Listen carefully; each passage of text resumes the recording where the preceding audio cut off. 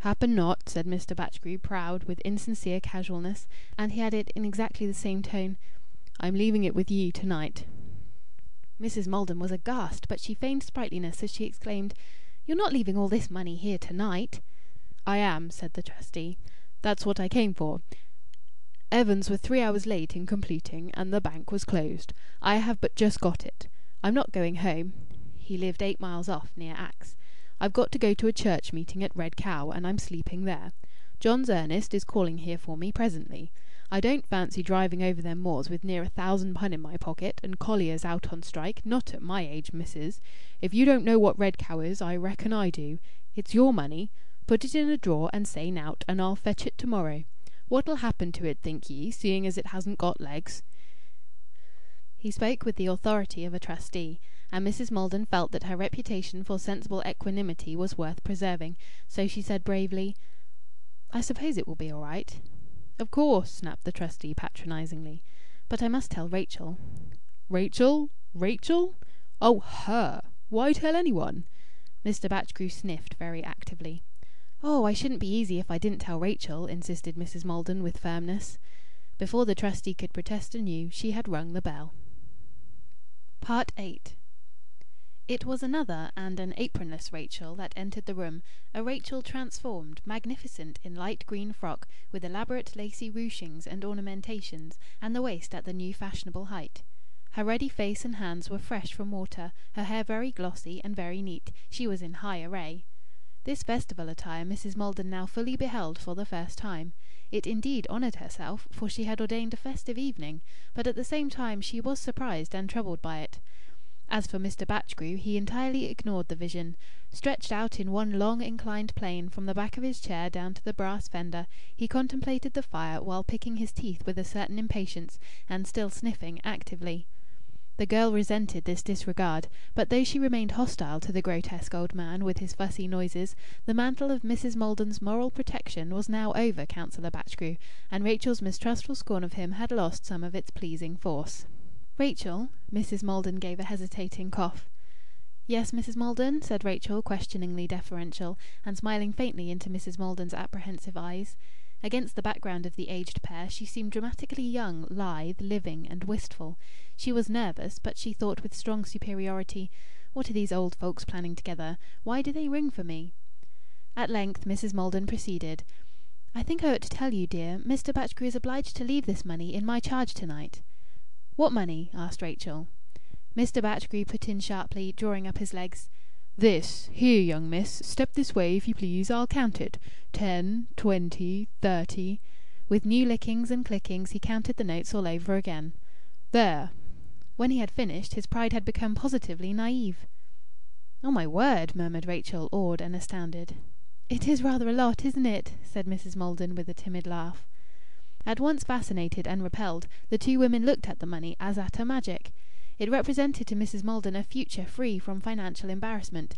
It represented to Rachel more than she could earn in half a century at her wage of £18 a year, an unimaginable source of endless gratifications, and yet the mere fact that it was to stay in the house all night changed it for them into something dire and formidable, so that it inspired both of them, the ancient dame and the young girl, with naught but a mystic dread. Mr. Batchgrew eyed the affrighted creatures with satisfaction, appearing to take a perverse pleasure in thus imposing upon them the horrid incubus. "I was only thinking of burglars," said Mrs. Maldon apologetically. "There have been so many burglaries lately." She ceased, uncertain of her voice. The forced lightness of her tone was almost tragic. "There won't be any more," said Mr. Batchgrew condescendingly. "Why?" demanded Mrs. Maldon with an eager smile of hope. "Have they caught them, then? Has Superintendent Snow—" "They have their hands on them. To-morrow there'll be some arrests," Mr. Batchgrew answered, exuding authority, for he was not merely a town councillor, he was brother-in-law to the superintendent of the borough police. "Caught 'em long ago if the county police had been a bit more reliable." "Oh!" Mrs. Maldon breathed happily. "I knew it couldn't be Mr. Snow's fault. I felt sure of that. I'm so glad." And Rachel also was conscious of gladness. In fact, it suddenly seemed plain to both women that no burglar, certain of arrest on the morrow, would dare to invade the house of a lady whose trustee had married the sister of the superintendent of police. The house was invisibly protected. "And we mustn't forget we shall have a man sleeping here to-night," said Rachel confidently. Of course, I was quite overlooking that," exclaimed Mrs. Maldon. Mr. Batchgrew threw a curt and suspicious question. "What man?" "My nephew Julian. I should say my grandnephew." Mrs. Maldon's proud tone rebuked the strange tone of Mr. Batchgrew. "It is his birthday. He and Louis are having supper with me, and Julian is staying the night." "Well, if you take my advice, missus, you'll say nowt to nobody. Lock the brass up in a drawer in that wardrobe of yours, and keep a still tongue in your head." "Perhaps you're right," Mrs. Maldon agreed. "As a matter of general principle, I mean. And it might make Julian uneasy." "Take it and lock it up," Mr. Batchgrew repeated. "I don't know about my wardrobe," Mrs. Maldon began. "Anywhere!" Mr. Batchgrew stopped her. "Only," said Rachel with careful gentleness, "please don't forget where you have put it." But her precaution of manner was futile. Twice within a minute she had employed the word "forget." Twice was too often. Mrs. Maldon's memory was most capriciously uncertain. Its lapses astonished sometimes even herself, and naturally she was sensitive on the point. She nourished the fiction, and she expected others to nourish it, that her memory was quite equal to younger memories. Indeed, she would admit every symptom of old age save an unreliable memory. Composing a dignified smile, she said with reproving blandness, "I am not in the habit of forgetting where I put valuables, Rachel." And her prominently veined fingers, clasping the notes as a preliminary to hiding them away, seemed in their nervous primness to be saying to Rachel, "I have deep confidence in you, and I think that to-night I have shown it, but oblige me by not presuming. I am Mrs. Maldon, and you are Rachel. After all, I have not yet known you for a month." Part 9. A very loud rasping noise, like a vicious menace, sounded from the street, shivering instantaneously the delicate placidity of Mrs. Maldon's home. Mrs. Maldon gave a start. "That'll be John's Ernest with the car," said Mr. Batchgrew, amused, and he began to get up from the chair. As soon as he was on his feet, his nose grew active again.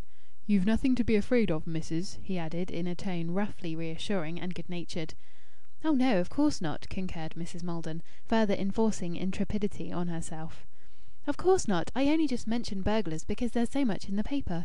And she stooped to pick up the Signal, and folded it carefully, as if to prove that her mind was utterly collected.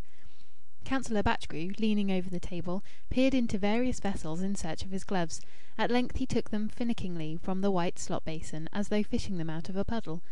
He began to put them on, and then, half-way through the process, abruptly shook hands with Mrs. Maldon. "Then you'll call in the morning?" she asked. "Ay, ye may count on me. I'll relieve ye of it afore 10 o'clock. It'll be on my way to Hanbridge, you see." Mrs. Maldon ceremoniously accompanied her trustee as far as the sitting-room door, where she recommended him to the careful attention of Rachel. No woman in the Five Towns could take leave of a guest with more impressive dignity than old Mrs. Maldon, whose fine southern accent always gave a finish to her farewells. In the lobby, Mr. Batchgrew kept Rachel waiting with his overcoat in her outstretched hands, while he completed the business of his gloves. As, close behind him, she coaxed his stiff arms into the overcoat, she suddenly felt that after all he was nothing but a decrepit survival, and his offensiveness seemed somehow to have been increased, perhaps by the singular episode of the gloves and the slop basin. She opened the front door, and without a word to her he departed down the steps. 2 lamps like lighthouses glared fiercely along the roadway, dulling the municipal gas, and giving to each loose stone on the macadam a long shadow. In the gloom behind the lamps the low form of an open automobile showed, and a dim cloaked figure beside it. A boyish voice said with playful bullying sharpness, above the growling irregular pulsation of the engine, "Here, Grandad, you've got to put this on."